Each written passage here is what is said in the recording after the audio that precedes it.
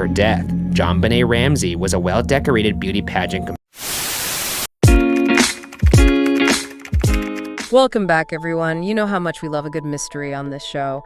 And, well, today's deep dive is about as good as it gets. We're going deep into the JonBenét Ramsey case. The JonBenét Ramsey case, a case that just seems to capture the imagination even decades later. It really does, and I think for good reason, right? I mean, it has all the elements of a true crime thriller.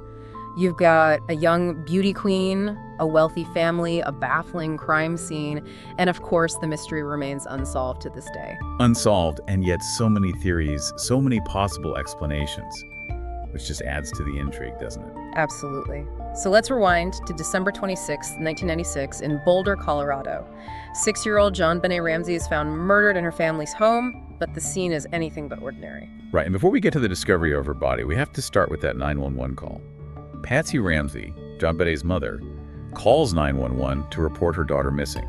She tells the operator that they found a ransom note. And this is where things start to get really strange, because this wasn't just a quick note, right? This ransom note was bizarrely long and detailed. Yeah, you don't see many ransom notes that are 2.5 pages long. It read more like a letter or even a story than a typical ransom note. And then there's the amount of money they asked for, $118,000. $118,000, which, oddly enough, was almost the exact amount of John Ramsey's bonus that year. You know, JonBenét's father? Yeah, that detail was not lost on investigators. They found it suspicious, to say the least. And to make things even more strange, the note was written on a notepad from the Ramsey home. Talk about convenient, right? Like, it was almost too easy for them to find everything they needed right there in the house. Exactly, and using their own pen, too. The whole thing just felt staged to many involved. And then there's the language used in the note itself. It was very formal and dramatic, and some investigators even thought they recognized phrases from movies like Dirty Harry and Speed. You know, I've always found that detail so chilling. It's like whoever wrote that note was trying to create a Hollywood crime scene in real life. Did they think they could outsmart the police by mimicking a movie? It's definitely a possibility. That, along with the ransom note's length and tone, really made some people question if someone close to the family, someone who knew them well, was involved. Someone who knew maybe a little too much about John Ramsey's bonus, perhaps? It makes you wonder. But then, hours after that strange 911 call, the situation takes an even darker turn. JonBenét's body is found. And it's not an intruder or someone outside the family who discovers her, but her own father, John Ramsey, who finds her in room in the basement. Now, that's a detail that has always stuck with me, the fact that her own father found her. But tell me more about how they actually found her body and what the scene was like. Well, I think it's important to remember just how chaotic a crime scene like this would be, especially with a family as well known as the Ramseys. There were a lot of people, friends, even family members coming and going in those first few hours. Wait a minute. They let people just walk through a potential crime scene? I mean, wouldn't that contaminate everything? You would think so, wouldn't you? And that's one of the biggest criticisms of how this early part of the investigation was handled. Allowing people to enter the scene, potentially moving or even disturbing evidence, is a huge no-no in forensics. It's like trying to put together a puzzle after someone has mixed all the pieces together. Okay, so maybe not the best start to an investigation, but surely the autopsy must have shed some light on what happened to JonBenét. It did. It was determined that JonBenét had been strangled, and they also found a skull fracture. Oh gosh, that poor little girl. What a horrible way to die. It truly is a heartbreaking detail. And the murder weapon they determined was used to strangle her. That was unusual as well. What do you mean? Well, it was a grata, a cord-like weapon that had been fashioned from a piece of nylon cord. And here's where it gets really strange. It was tied to a broken paintbrush handle. A paintbrush handle? A paintbrush handle. They found part of the handle with Patsy Ramsey's art supplies.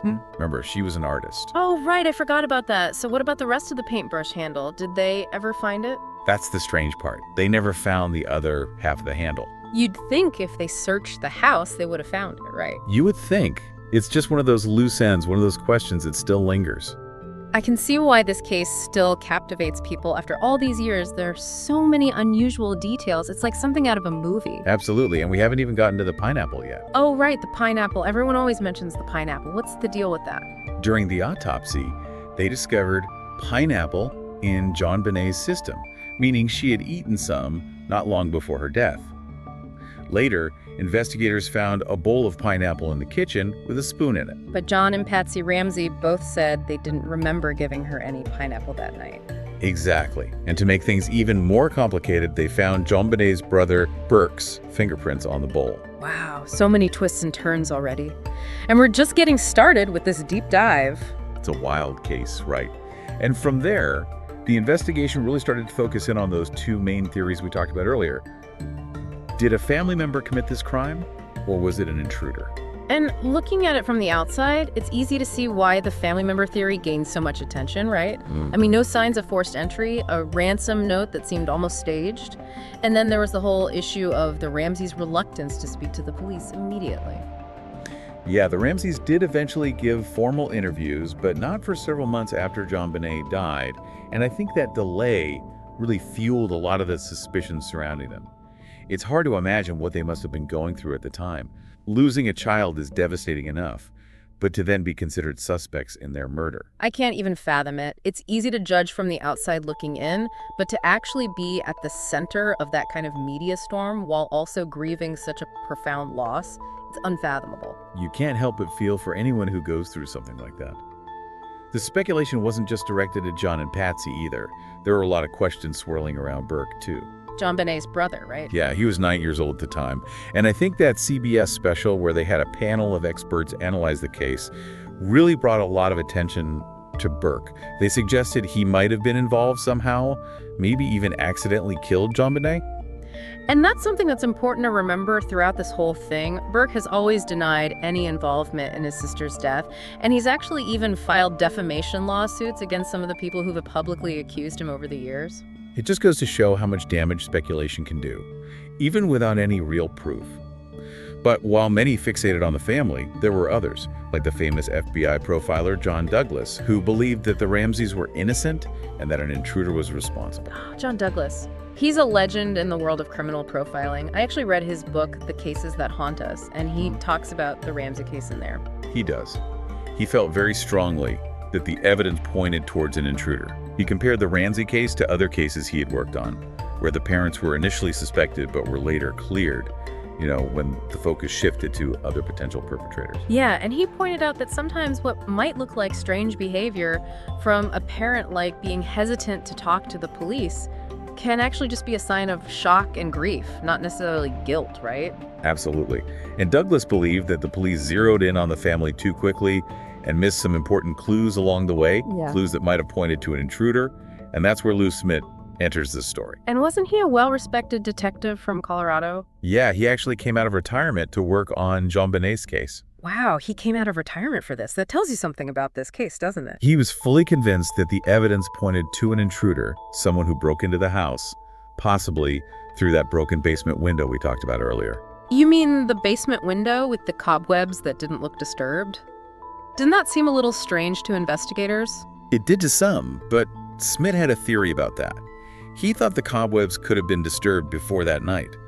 Or maybe the intruder found another way in. So maybe the cobwebs were a coincidence? Or maybe they found another door or window unlocked? It's not impossible, I guess. Right, exactly. And Smit felt strongly that those unidentified boot prints found near JonBenét's body, along with the fact that they couldn't find any of the Ramseys' DNA at the crime scene, pointed to someone else being responsible. But then there's that whole DNA discovery a few years later, right? That really shook things up. It did. In 2003, they found a trace amount of DNA on JonBenét's clothing, and it didn't match anyone in her family. So that had to be a huge development in the case, right? I mean, did that finally clear the Ramseys in the eyes of the public? It certainly seemed to point away from them as suspects. So case closed then? Well, not quite. This is the JonBenét Ramsey case, remember. There's always another twist. A few years later, in 2016, there was a report that came out and basically said that the DNA analysis might have been flawed from the start. Wait, what do you mean flawed? Well, it turned out that the DNA sample they found actually had genetic markers from at least 2 other unidentified individuals. 2 other people, so we're talking multiple sets of unidentified DNA on JonBenét's clothing. Multiple. It was incredibly complex. And this just throws everything we thought we knew into question, doesn't it? Did this new information at least give investigators any clarity on the case? Not really, unfortunately. It just raised more questions than it answered. It's like taking 1 step forward, 2 steps back. But I guess it does highlight the importance of reevaluating evidence as technology evolves, right? What we thought was a concrete answer years ago might not be so clear-cut anymore. Exactly, and this case is a perfect example of that. It reminds me that I shouldn't jump to conclusions and always be open to new information, even if it challenges what I thought I knew. But anyway, with all this focus on the DNA, did investigators have time to pursue any other leads in the case?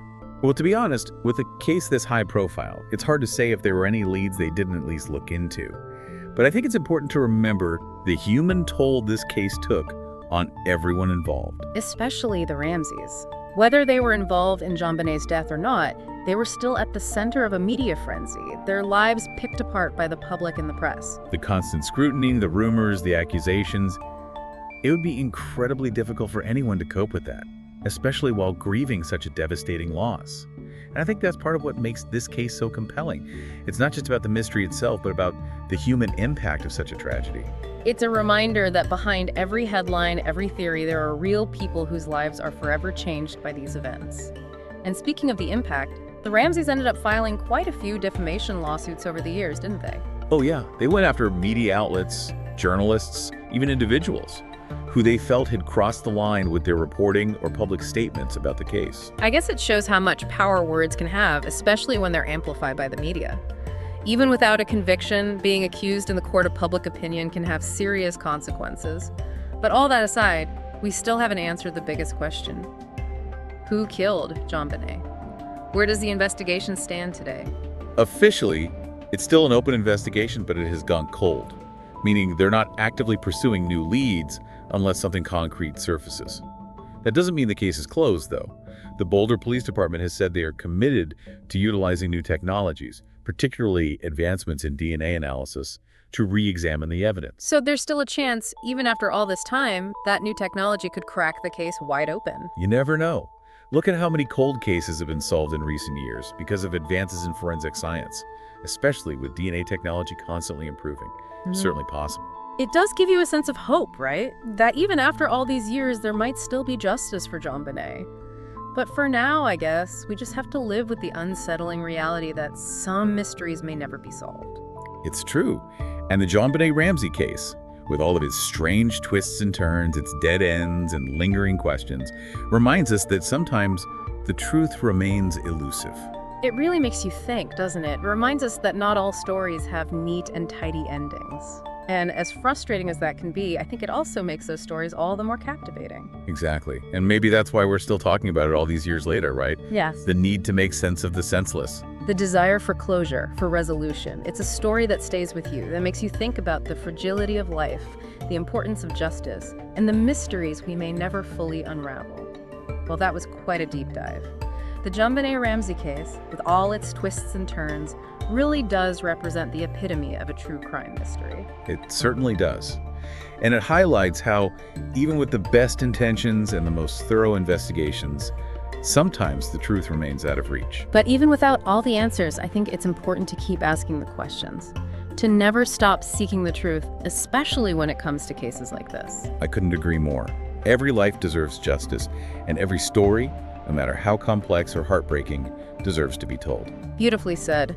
And to our listeners, thank you for joining us on this deep dive into one of America's most enduring mysteries. We may not have solved the case today, but hopefully it's given you something to think about, maybe spark some conversation of your own.